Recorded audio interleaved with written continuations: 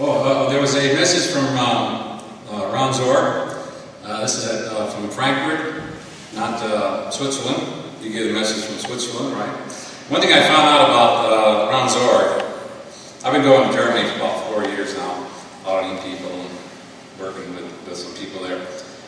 Class 9, Casper, and a few other really good trained people there. Anyway, I found what happened with Ron Zorg. What I found was that purposely Captain Bill didn't make one big org. He didn't make one big org. Because I always thought, well, who's in charge? I want to talk to the guy in charge, you know. Is it Max? Is it you guys? They go, no. He said, Captain Bill, he didn't want one big org, because if you have one big org, guess what? It's become a tag. Over.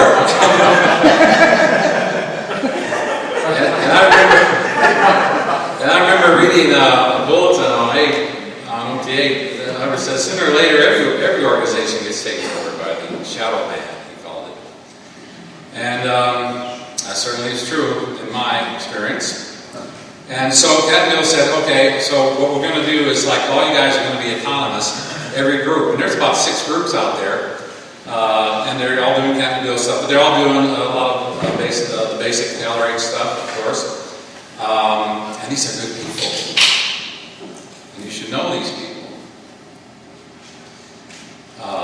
They're wonderful people. In fact, I had one of them come all the way down from Frankfurt to get training money. Here he goes. He travels 9,000 miles. Makes me a good hunk of money. And sits there, and from 10 o'clock in the morning, 10 o'clock at night, he's doing nothing but training. Yeah. And we're going to talk about how do I get a guy like that every day? See, how do you guys get a guy like that? How do I get myself motivated like that? Because in a way, I am motivated like that. Because I'm here to get trained. I'm here this weekend to get trained. I'm learning from all you guys. I learned some stuff from Frank here on the speech. Okay. So I'm going to ask you time to time, how trainable are you? We're going to talk about that. Now, I need this board over here. Does anybody have a writing? Lucky for our CR members who are loyal to the people, walked away with the technology and gave it to us. And we, in turn, give it to you. I've been out about 20 years. 20 now? Probably a little longer. No. How many just got out in the last few years? Right. You're going to inherit this technology from us. You know, we give it to you freely. The only thing we ask you to pay for, of course, is our time, because we have to pay the rent. But you're not paying for the technology. It's all right together, right? I'm not going to lecture you on training on why you should get training, because you already know that. There's a LRH bulletin on OTs and training, right? OTs are better off trained. I can tell you about him saying things like class 4 is better off than a clear. Why? Because a class 4 can do something about life. It can change life. Clear, well, clear cannibal. Clear cannibal syndrome. You know that, right? Everybody knows the clear cannibal definition? Nope. Clear cannibal is a clear cannibal. Okay, so I'm not going to lecture you about that. I'm not going to tell you, and I'm not going to, I'm going to do that. What I'm going to do is give you some piece of technology that I ran into when a guy left the church, being trained under LRH, under the technologies of superpower. And so I'm going to give you I'm going to add some technology. Now, if you think you already got it down and know it, then we'll have a coffee break, because you ain't going to learn that. Me today. We'll take a coffee break. Right? I got something to give you, hopefully. Why training? Okay, so I'm going to talk about why, how to debug this, how to debug this, because this room should be full, don't you think? This room should be like packed, standing room only. Absolutely. Right? And all of you should be class 12s and doing what my friend back there does, Ls. Right? Right. It might be a Y. So I'm going to go into the Y, and I'm going to give you a piece of technology that hopefully will help you debug it. Not only for yourselves, but for your clients. I know you're a little skeptical, got a little skeptical face over here. But just bear with me a little bit, all right? Because I only got a half hour now. Okay.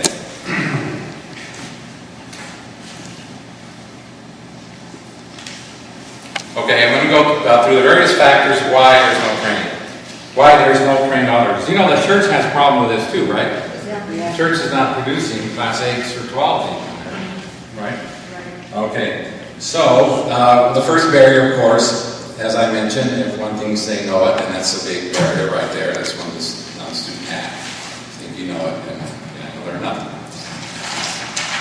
Next barrier.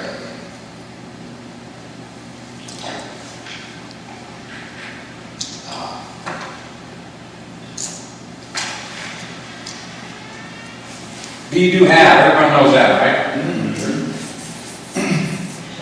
Did you know that there was three other cycles before the be do have even occurs? Because this occurs in the physical universe, correct? Right? The guy being a lecture, I'm being a lecturer, and here I am, physical universe.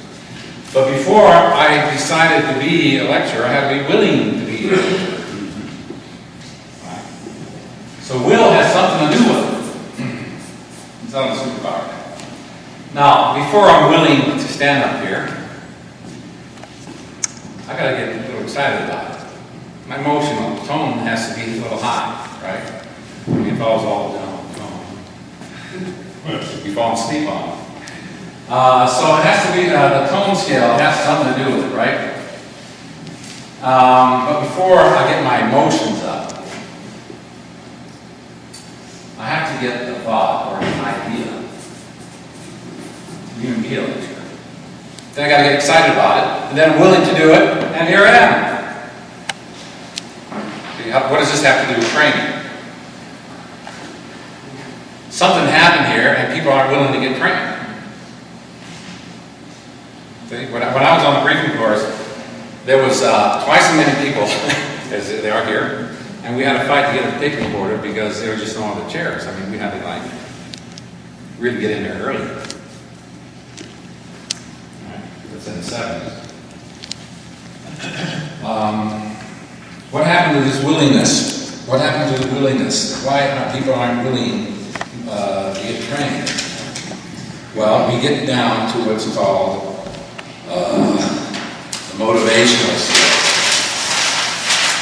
Motivational scale, and I think the lowest one is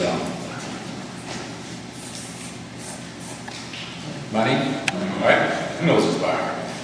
What's the top one? Duty. Right. Then you have like personal conviction. Personal conviction, right? Yeah. There's another one in there, isn't there? Personal gain. Is that above personal conviction? Personal conviction is above personal gain.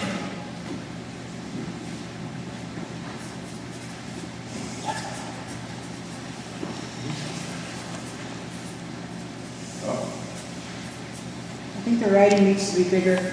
okay. You gotta It's okay. Yeah, you can start the pen too. It's on the table.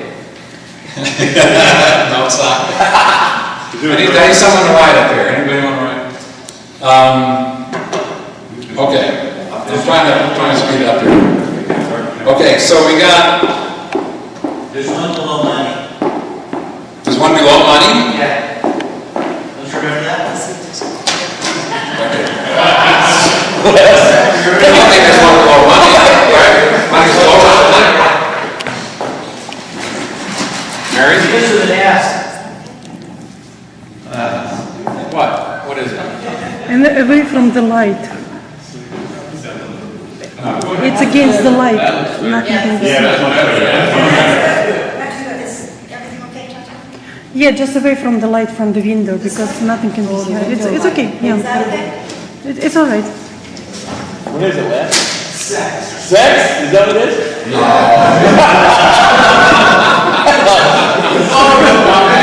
Good man. That's my auditor. Yeah.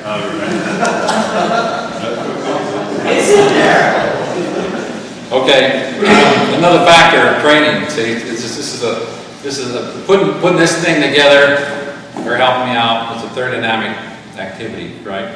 Helping out with sound. Auditing and training is the same way. It's a third dynamic activity. You need to do that. Yeah. All right.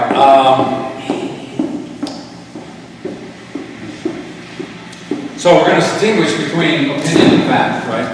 Let's distinguish between opinion and fact right away. An opinion. Opinion comes from, usually from someone's think or case, right?